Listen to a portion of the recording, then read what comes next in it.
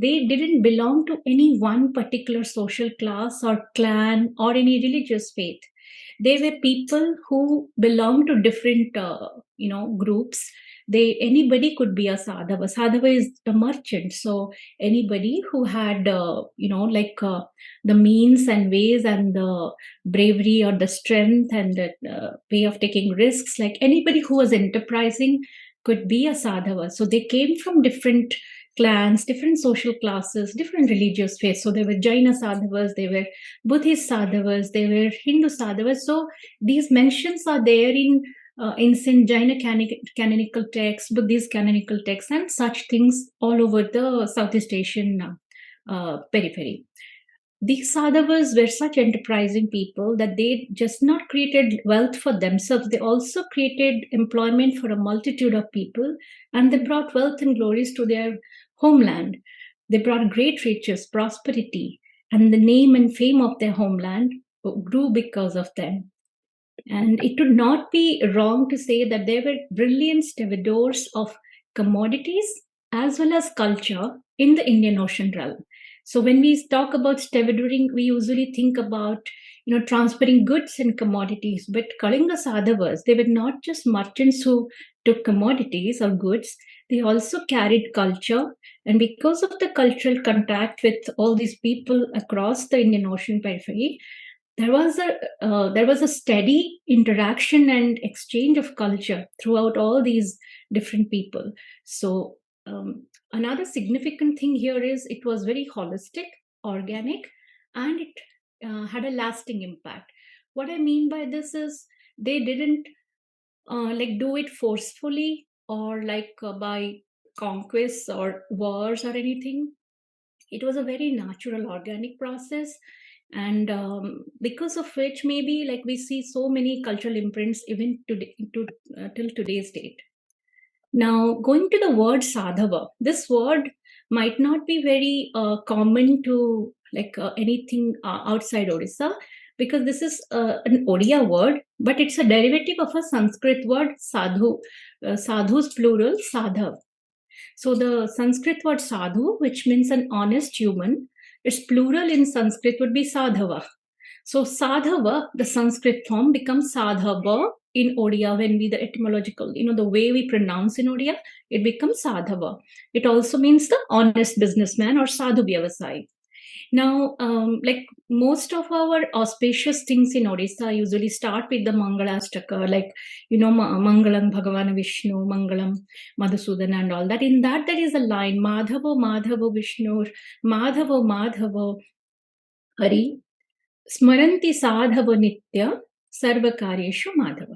So here we are talking of this Sadhava word is also mentioned here, about honest men or, good people. Now, just to give the etymology of the word, that's what I try to mention here. Then we talk about honesty in business and honesty in trade. In today's time, it is actually an oxymoron if you say, merchants or traders can be, are honest. Like people would think maybe they have some things that they might not be transparent about, or some goings on that we don't know about. But in those days, Indians, like any Bharatiya outside the world, Hindu, like all the Indic Bharatiyas, were known for their honesty. Same was the case with the Kalinga Sadhavas. Their honesty was known, they were considered to be very reliable to trade with. And the people of Kalinga, as is, were considered very nice people, like even in as recent as the 14th century travelogues of a common traveler from China. His name is Wang Dayuan. He writes in his memoirs, apart from other things which you can read here, he writes that people are as honest as the Buddha, and they are more prosperous than in any other land. So in all his travels across the eastern coast of India and the southwestern coast and even till Africa, he talks about the people of Kalinga, people of Odisha with such exuberant, beautiful words. And also the Sadava word is a nod to the, is a tangential nod to the other word called Sarthavahas, the caravan traders. Throughout India, from time immemorial, the trading through caravans on the land routes were very popular. For example, Trapassu and Ballika, the Utkala merchant brothers, are well known all over, even the Burmese territory, they are well known because they carried the Kesha Asti of the Buddha to Burma, which is there in the Shwedagon Pagoda now.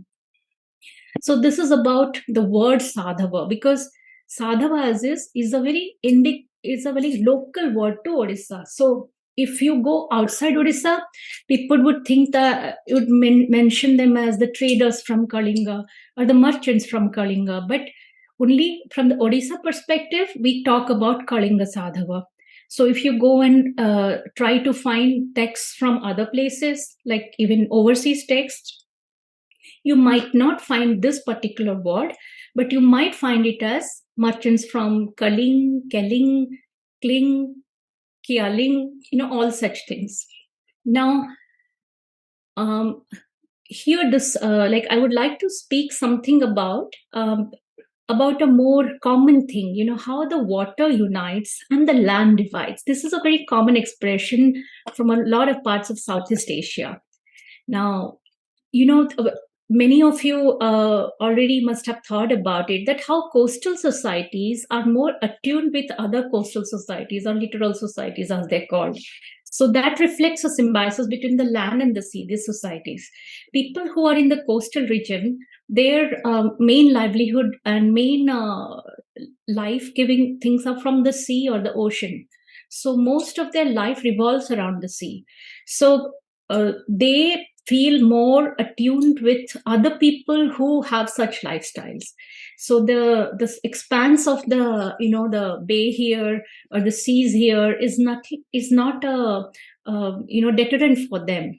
Many people would like to in ancient times, people would look to the sea to go sail, fish and do other things, and then venture ahead and find other people and then trade with them, have cultural relations with them. So this is how, like, coastal societies were always had more in common with each other than their immediate neighbors inland. In the hinterlands, people from the hilly areas or forest areas or other areas, they had more in common with other hinterland people, but the coastal people always had more in common with other coastal people.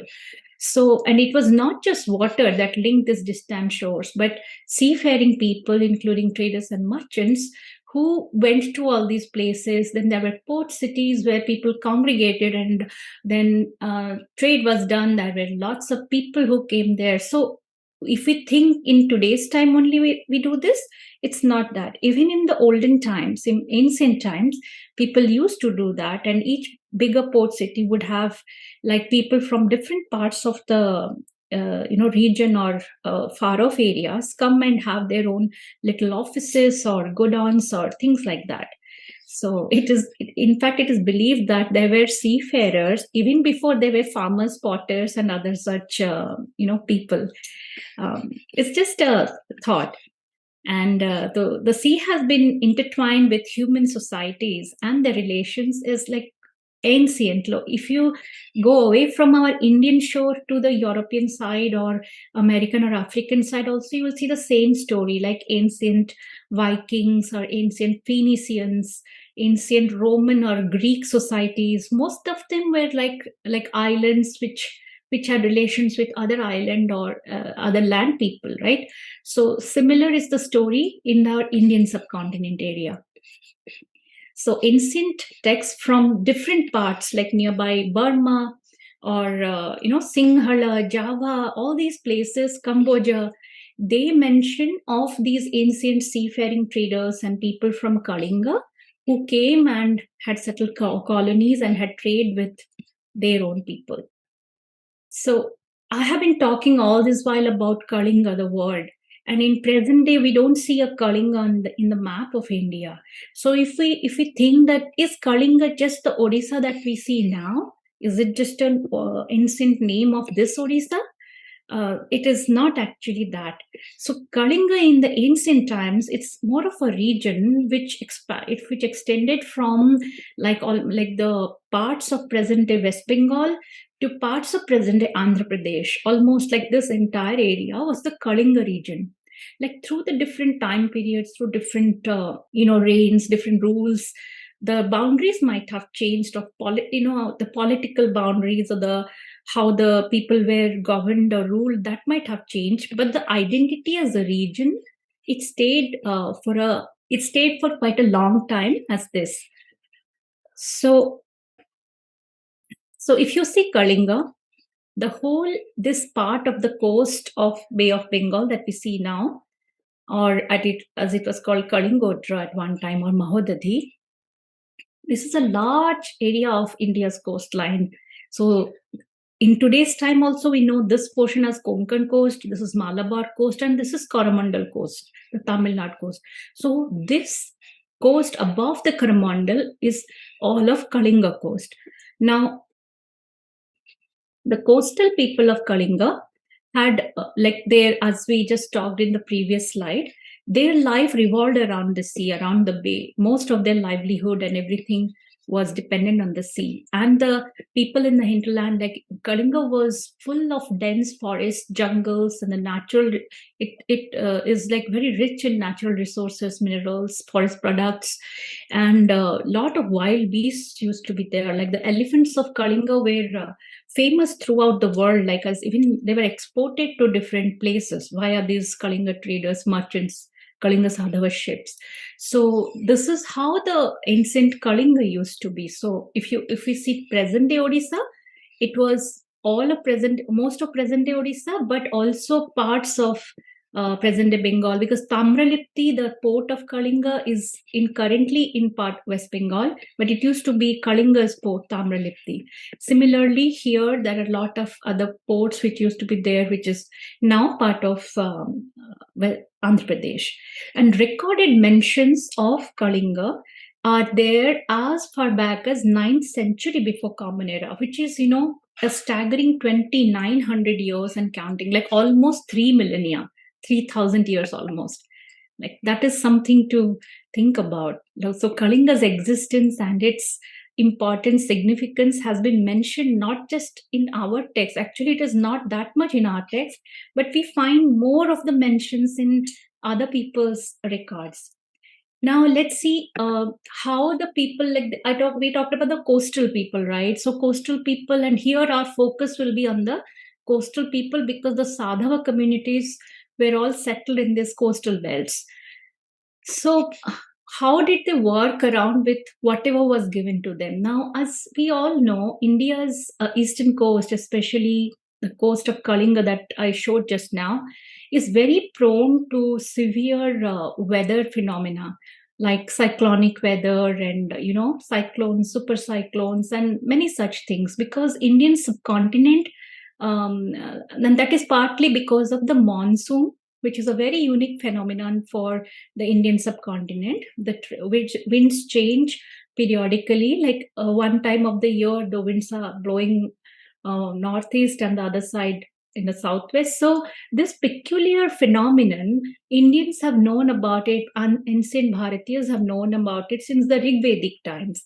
But the phenomena of monsoon uh, was given to was understood by the West only after Greek, the mariner Hippalus in 45 to 47 Common Era, when he talked about monsoon. And after that, many centuries after that, Sir Edmund Halley, the same Halley for Halley's Comet, he wrote more about the pattern of monsoons and the causes, and from the point of trade and navigation.